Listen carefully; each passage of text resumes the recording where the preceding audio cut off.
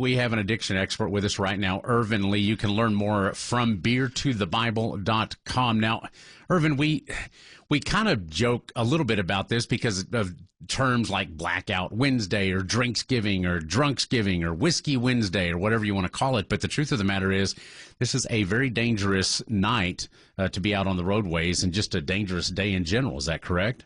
That is very correct. 35% of all drunk driving fatalities for the year occur on Drinksgiving tonight. Yeah, so tell us about, Irvin, how you got involved with your campaign from beertothebible.com and kind of your backstory becoming an addiction expert. Oh, well, I fell into addiction. My drug of choice was alcohol. I actually was a liquor store owner. I worked for beer and wine and spirits companies. So for more than half of my life, I was marketing, selling alcohol, and I became addicted to alcohol. So I've done just about everything you can do with alcohol, so I'm very well versed on it. I had a radical encounter with the God of my understanding, which is Jesus. I ended up going to treatment 8 years and 8 months ago, giving my life back to Christ, and then finding the spiritual disciplines through 12-step recovery to now be sober 8 years and 8 months. So that's my story of how I became an addiction expert, unfortunately or fortunately, depending on how you look at it. Well, happy birthday. I know that's what friends of Bill W. say. My sister, who's very open about her sobriety and recovery. We experience that every year. So happy birthday on your 8 months and 8 day celebration. Yeah, thank you so much. I love your story, Irvin. But, you know, one of the things that is shocking to me, I guess, is why I don't understand. Like, you would think New Year's Eve would be a big day for people drinking and driving, or St. Patty's Day because everyone's out drinking and driving. What is it about Drinksgiving, for lack of a better term? What is it about this day that causes people to drink so much, so excessively? Yeah, I'm going to tell you practically one, no one has to go to work. You're with family and friends, oftentimes who you have not seen in a while. So it's a celebratory opportunity with no responsibility the next day. And there are two things that people are missing in our world today, and they're desperately searching for, and that's hope and peace. And often people look for it through external things like drinking, partying, to escape their situation, only to realize that when you wake up tomorrow, those same problems, issues, and the search for hope and peace still exist. And then lastly, practically, if you look at your restaurants, your bars, all of these people promote drink specials, and they know that the Wednesday night before Thanksgiving has traditionally been the big party night for adults and college students. It's so true. We're talking to Verley. He's an addiction expert, and we're talking about how what's being dubbed Drinksgiving is the biggest drinking night of the year in some areas. Thanksgiving Eve, that's tonight. And I want to kind of figure out how people can do things differently. Like maybe, I know you abdicate not drinking at all, and that works for you, but what if someone does want to, drink moderately?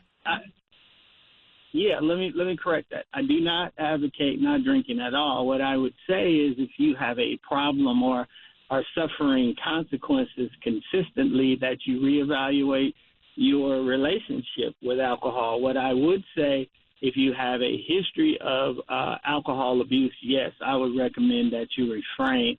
I'm okay with people who don't have a problem with alcohol drinking in moderation. But what I would say is eat before you go out tonight. Don't be influenced by others to drink more than you normally would.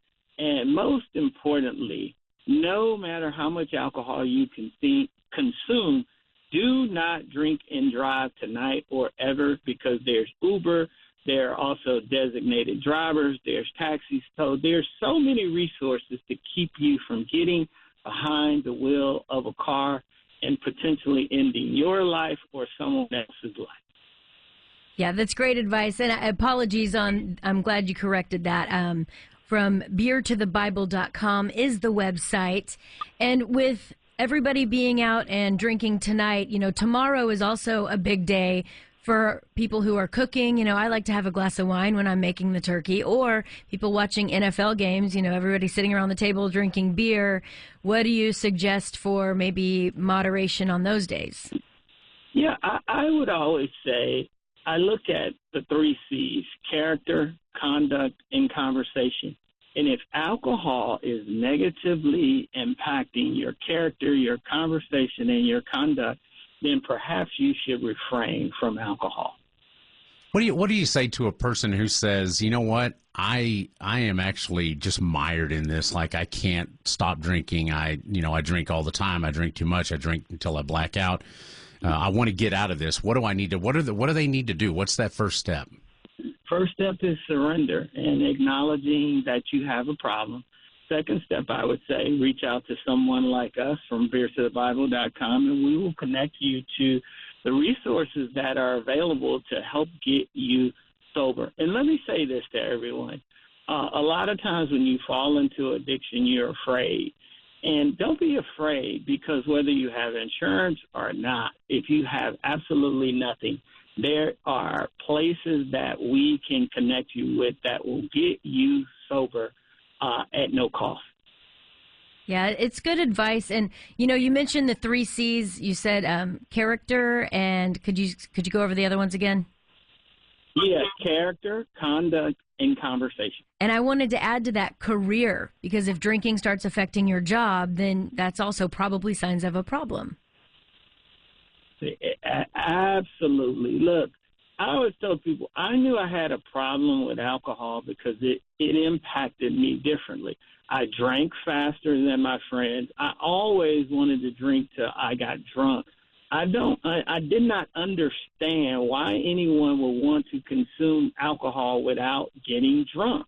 That's a problem. It affected me in the 4 C's now: my career, my character, my conduct, and my conversation. And I knew it, but I just didn't know what helped and how to surrender and find the help that I needed. Yeah, and thankfully now you have it, and we've really enjoyed talking to you. From beertothebible.com is the website. Irvin Lee, thanks so much for jumping on with us this morning. All right. God bless you guys. Thank you. God bless.